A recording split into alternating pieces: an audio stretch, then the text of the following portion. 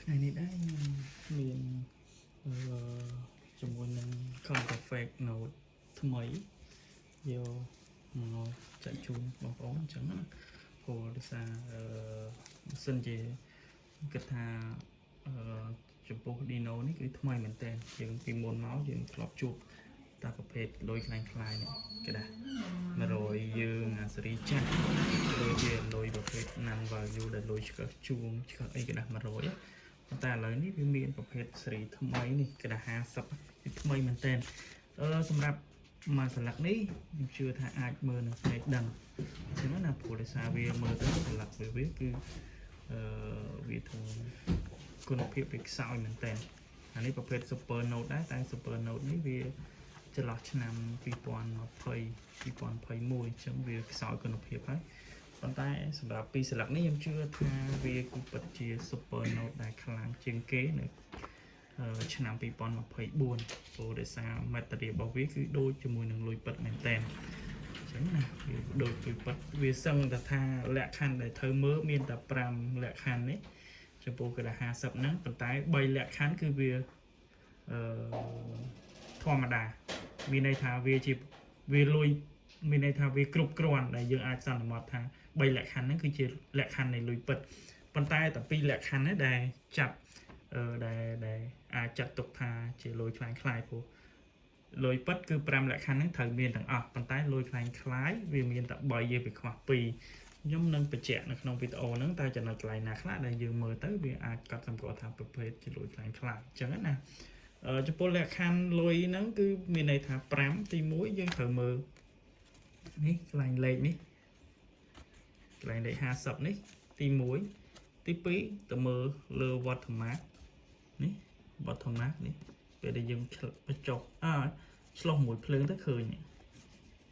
អានេះវាធម្មតាហើយទី3គឺជាមួយនឹងខ្សែនេះខ្សែសុវត្ថិភាពរបស់វានេះទី3ហើយទី4យើងមើលទៅក្នុងហ្នឹងវាមានលេខ50វាមានលេខប្រកបនៅក្នុងហ្នឹង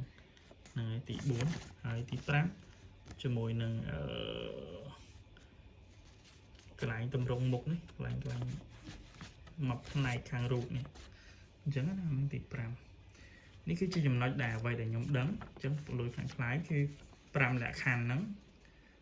បើសិនជាមានលក្ខខណ្ឌណាមួយអត់គិតប្រកដីអត់គ្រប់មានន័យថាគេសន្មតថាលុយហ្នឹងជាប្រភេទលុយខ្លាំងខ្លាយអញ្ចឹងណាអញ្ចឹងយើងមើលកន្លែងនេះអ្វីដែលលុយនេះអត់មានគឺទី1នេះកន្លែងលេខនេះខ្ញុំបញ្ជាក់ហ្នឹងហើយកន្លែងលេខហ្នឹងវាអត់ប្រែពណ៌ទេបើសិនជាលុយពិតលុយសុទ្ធវានឹងឡើងមកទឹកមាសមកខ្លាំងអញ្ចឹងណាអញ្ចឹងចំណុចទី1ដែលយើងសន្មតថាលុយខ្លាំងខ្លាយទី2ជាមួយនឹងនេះកន្លែងនេះវាអត់មានអាលេខ50យើងមើលទៅវាអត់មាននេះ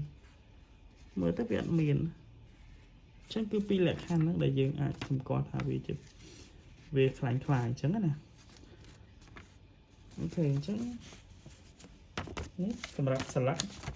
វាធម្មតាសម្រាប់គុណភាពស្លឹកលុយគឺធម្មតាប៉ុន្តែកន្លែងលេខនេះគឺវាអត់ប្រែពណ៌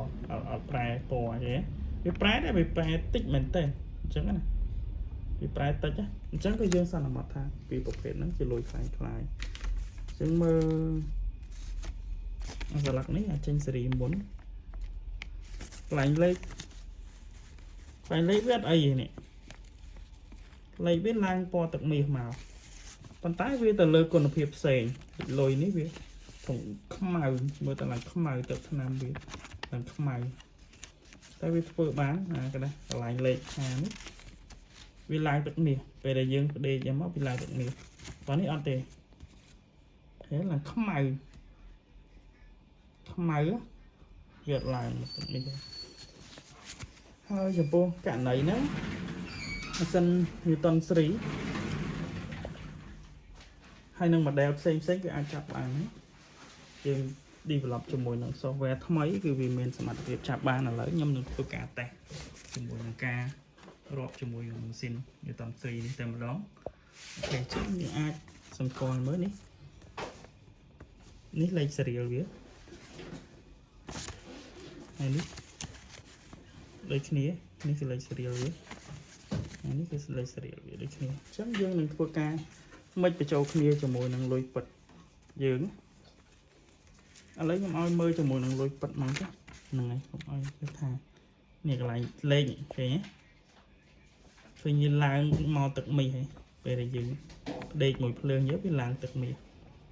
ឃើញទេអានេះជាលុយពិតហើយយើងមើលលុយខាងខ្លាយពីរនេះយើងមកបែរគ្នាឃើញទេនេះអាក្រោមនេះលុយពិតអាខាងលើឃើញវាខុសគ្នាពេលដែលយើងដាក់ compare គ្នាអញ្ចឹងមិនដឹងទេខុសគ្នាទេមួយខ្មៅមួយឡើងពណ៌ទឹកមីខ្មៅទេណាអញ្ចឹងគឺជាចំណុចមួយដែលយើងប្រុងប្រយ័ត្នហ្នឹងហើយយើងទទួលលុយអតិថិជនអីផ្សេងមកត្រូវមើលជាមួយលក្ខខណ្ឌហ្នឹងគឺវាសំខាន់អញ្ចឹងបើករណីមានបញ្ហាគឺអត់ប្រែប្រួលជាមួយនឹងលេខ50ហ្នឹងគឺខាង bank គឺចាត់ទុកថាវាជាលុយខ្លាំងខ្លាយអញ្ចឹងណាវាខុសគ្នាពេលយើងដាក់ compare មកវាខុសគ្នាអូខេខ្ញុំនឹងធ្វើការតេស្តជាមួយនឹងម៉ាស៊ីនតើម៉ាស៊ីនវាមានសមត្ថភាពក្នុងការចាប់អត់អញ្ចឹងណាបើយើងមើលស្លាកវាគឺគុណភាពវាដូចគ្នាមែនតើស្លាកណាដូចគ្នាមែនតើជាមួយនឹងលុយពិតយើងអាចច្រឡំគ្នាហ្នឹងហើយបើយើងអត់ប្រយ័ត្នយើងអាចនឹងផ្លត់អញ្ចឹងណា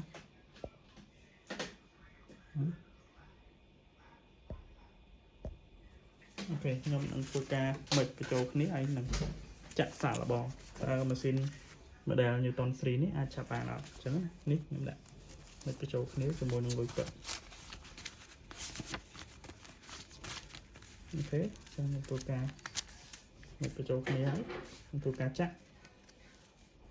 អូខេយើងចាក់សាកមកក៏បានដែរ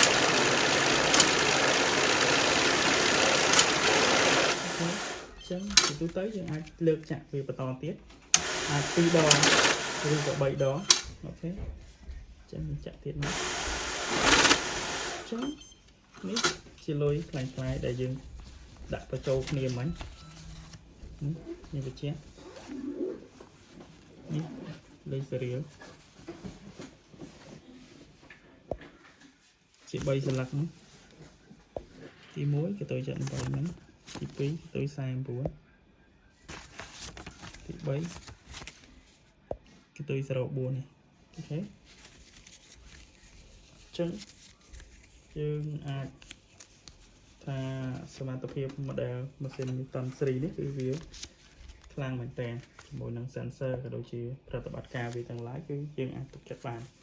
អូខេហ្នឹងហើយយើងអាចធ្វើការចាក់2 3ដងទៀតទៅ